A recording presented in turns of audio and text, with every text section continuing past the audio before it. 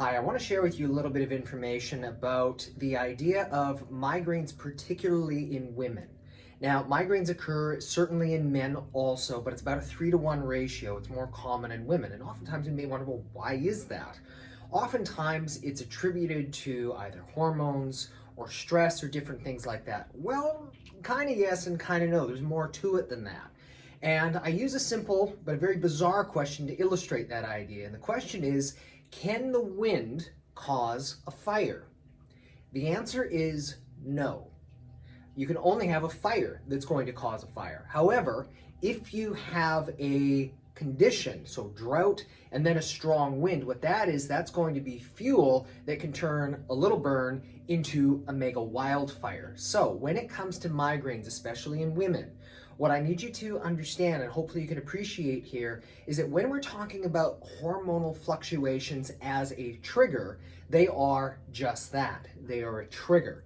Very generally speaking, what happens is you have the normal estrogen progesterone balances up and down that occur through a normal monthly cycle. As the estrogen goes down, women have the tendency, it's almost like a withdrawal symptomatology, and boom, it can aggravate whatever they have going on. Same thing happens around menopause or even premenopause, drop in estrogen levels, and things seem to get worse. Now, the thing about it is again, it's not simply a matter of that, because the fluctuations of the hormones, this is more like a changing of the wind.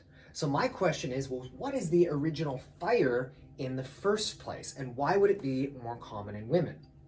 So what I am going to just briefly describe for you is that you have inside of your head protecting your brain, so not the brain itself, but the connective tissue around it.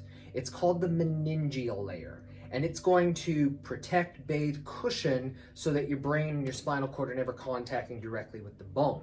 Now, the thing about it is on the innermost, not the innermost, but the middle layer, there's a huge amount of blood vessels, lymph channels, and all kinds of nerves. And if anything were to ever aggravate these nerves, these blood vessels, the lining here, then what it can do is it can produce a migraine symptom. Classic example of that is a person goes out on a bender, drinks way too much alcohol, the alcohol congests in the system, and now you've got a migraine as a result of that. But what I want to also raise the possibility is, if you're not going on a bender, but you're still having a migraine, okay, well, what else can be going on? Well, if you've ever had an injury that's affected right up here, the alignment of the top bone in your neck, that bone has physical connections that are going to anchor onto the spinal cord and the brainstem. So if it shifts, like this, even a couple of millimeters, it can be a source of physical irritation. Think of it like a pebble in your shoe that's causing a rubbing friction kind of sensation. And then if aggravated just that little bit more, then you can have a tiny burn that your body can compensate for it into something where boom, this blows out and this is not fun at all. Now, why would this be more common than in women? Because this will happen in both men and women. What we know from looking at a lot of professional female athletes is that women are actually more likely to suffer the effects of a whiplash or of a concussion.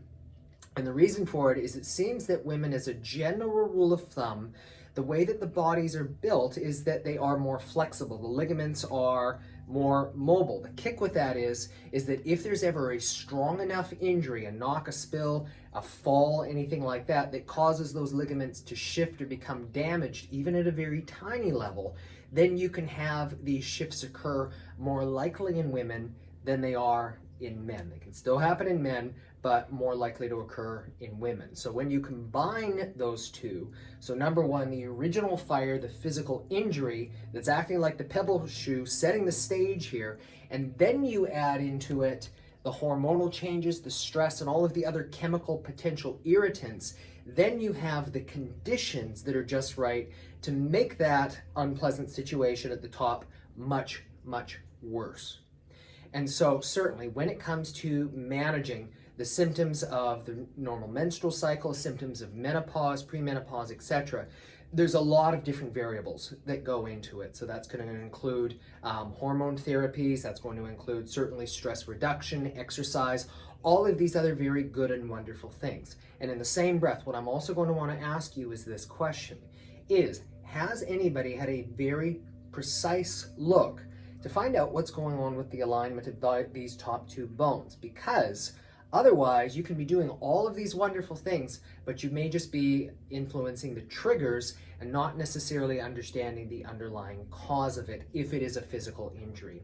And if that's the case, then that might be something where we would be able to help out.